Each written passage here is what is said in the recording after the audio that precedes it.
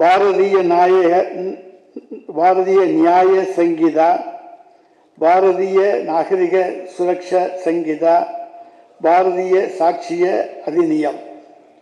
இந்த 3 சட்டங்களில் இருக்கக்கூடிய ஒரே ஒற்றுமை என்னவென்று சொன்னால், பாரதிய என்கின்ற பாரதிய ஜனதா கட்சியினுடைய அந்த தலைப்பு எழுத்தை இன்றைக்கு இந்தியா முழுவதும் கொண்டு வர வேண்டும் என்கின்ற உன்னத நோக்கத்தோடு ஆங்கிலத்திலே இருந்த நம்முடைய இந்திய குற்றவியல் சட்டங்களை எல்லாம், சாட்சிய சட்டமாக இருந்தாலும் அல்லது குற்றவியல் நடைமுறை சட்டமாக இருந்தாலும் இந்திய தண்டனை சட்டமாக இருந்தாலும் அவற்றை எல்லாம் ஆங்கிலத்திலே நாம் குறிப்பிடுகின்ற பொழுது அதிலே இந்தியா என்று வருகிறது. இந்தியா என்று வந்துவிட்டாலே இந்தியா கூட்டணி அமைந்திருக்கிறது என்கின்ற காரணத்தாலே அந்த வயிற்றெடுத்தலிலே இந்தியாவை வெறுத்து தங்களுடைய கட்சியின் பெயரான பாரதிய ஜனதாவை முன்னிறுத்துகின்ற வகையிலே இன்றைக்கு பாரதிய என்கின்ற அந்த முன்னெழுத்துக்களோடு இந்த 3 சட்டங்களும் கொண்டு வரப்பட்டிருப்பதிலிருந்தே இதனுடைய உண்மையான நோக்கம் நமக்கு நன்றாக புரியும். உண்மையிலேயே குற்றவியல் சட்டங்கள் 3லும் உள்ள பெரும்பான்மையான பகுதிகளை அப்படியே வெட்டியும் ஒட்டியும் கட் அண்ட் பேஸ்ட் இந்த புதிய சட்டங்களை கொண்டு வந்துள்ளார்கள். இந்திய தண்டனை சட்டத்தில் உள்ள 511 பிரிவுகளிலே 24 பிரிவுகளில் மட்டுமே நீக்கப்பட்டு 23 பிரிவுகளை மட்டுமே புதிதாக சேர்த்திருக்கின்றார்கள். அதே போலவே குற்றவியல் நடைமுறை சட்டத்தில் இருந்து சுமார் 95% பிரிவுகள் தற்போதைய புதிய சட்டத்தில் BNSS இடம்பெற்றுள்ளன. வரிசையை மாற்றியுள்ளார்களே தவிர வார்த்தைகளை கூட பெரியதாக மாற்றவில்லை. அப்படியானால் ஏன் இந்த 3 குற்றவியல் சட்டங்களை நாடே எதிர்க்கிறது, நாமும் எதிர்க்கிறோம் என்கின்ற கேள்வி எல்லோருக்கும் எழுவது சரியான ஒன்றாக அமைந்திருக்கிறது. ஒரே வரியில் சொல்ல வேண்டும் என்றால், பாரதிய ஜனதா அரசு நீக்கிய மற்றும் சேர்த்த பகுதிகள் எல்லாமே மனித உரிமை மீறல்களையும் இந்திய அரசியல் அமைப்பிற்கு எதிரானதாகவும் நாட்டின் கடைக்கோடியிலே உள்ள சாதாரண மற்றும் பாதிக்கப்பட்ட பொதுமக்களுக்கு நீதி கிடைப்பதற்கு பதிலாக தீங்கை விளைவிப்பதாகவும் அமைந்துள்ளது. அதனால்தான், அதாவது இந்த சட்டங்கள் அமல்படுத்தக்கூடாதவையாக உள்ளதால் தான் இவற்றை திரும்ப பெற வேண்டும் என்று நாடு முழுவதும் கேட்கிறது, நாமும் கேட்கின்றோம்.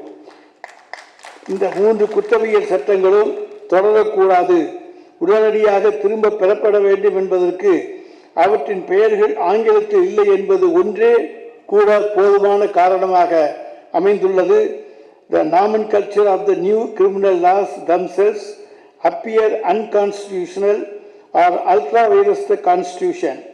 As per Article 348 of the Constitution of India, notwithstanding anything in the foregoing provisions, until Parliament by law otherwise provides the authoritative text of all bills introduced or all acts passed by the Parliament or legislature of the state or ordinance promulgated shall be in English language.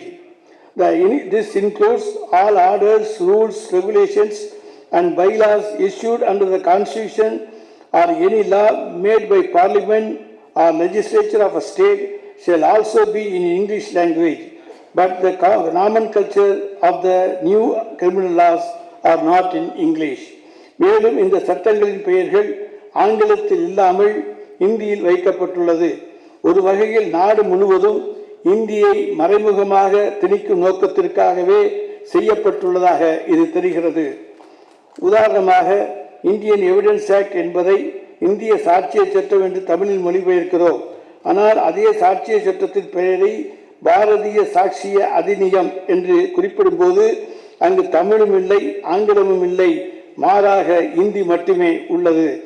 ஆனால் இந்த சாட்சிய சட்டத்தில் பழைய சாட்சிய சட்டத்தில் இருந்த பெரும்பான்மையான பிரிவுகளை எந்தவித மாற்றமும் செய்யாமல் அப்படியே ஏற்றுக்கொண்டுள்ளனர். அதாவது 5 பிரிவுகளை நீக்கி 23 பிரிவுகளை திரித்து அமைத்து உள்ளார்கள். அதிலும் இந்தியா என்று உள்ள நம் நாட்டின் வரையறையை குறிப்பிடும் பிரிவை கூட நீக்கிவிட்டு பெயரை மட்டும் மாற்றி புதிய சட்டம் என்று தெரிவித்து விட்டார்கள். இந்த குறைவான மாற்றங்களே ஏற்கனவே இருந்த இந்திய சாட்சிய சட்டமே, இந்தியன் எவிடன்ஸ் ஆக்ட் இன்றளவு நடைமுறைக்கு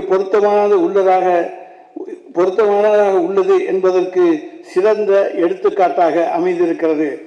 தேவையெனில் உரிய திருத்த சட்டங்கள் மூலமே இந்த மாற்றங்களை மத்திய ஒன்றிய அரசாலே உருவாக்கி இருக்க முடியும்.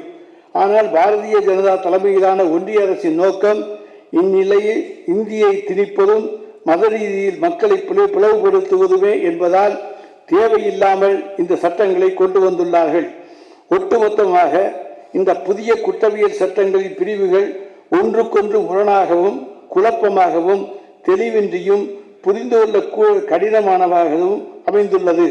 மேலும் அதிக அளவில் மின்னணு மற்றும் டிஜிட்டல் பதிவுகளை செவிவழி சான்றுகளையும் சாட்சியமாக ஏற்க பெருமளவு வழிவகை செய்யப்பட்டுள்ளதால் சட்டத்துக்கு புறம்பாகவும் மோசடியாகவும் பல்வேறு சாட்சிகளை ஆவணங்களையும் எவருக்கு எதிராகவும் உருவாக்கி ஒரு தனி மனிதனை எளிதாக குற்றவாளியாக ஆக்கிவிட முடியும். இவை அனைத்தும் சேர்ந்து நீதிமன்ற நடவடிக்கைகளை பெருமளவில் பாதித்து குழப்பத்தையும் தாமதத்தையும் உருவாக்கி மிகப்பெரிய பாரம்பரியமும் பண்பாட்டு வரலாறும் கொண்ட இந்திய நீதி பரிபாலன முறையே சீர்குலைத்துவிடும் அபாயம் ஏற்பட்டுள்ளது. பாதகம் செய்பவரை கண்டால் நாம் பயங்கொள்ளலாகாது பாப்பா, மோதி மிதித்து விடு பாப்பா, அவர் முகத்தில் உமிழ்ந்து விடு பாப்பா. அண்மை செய்திகளை உடனுக்குடன் தெரிந்து கொள்ள இணைந்திருங்கள் இயம்நாடு தொலைக்காட்சியுடன்.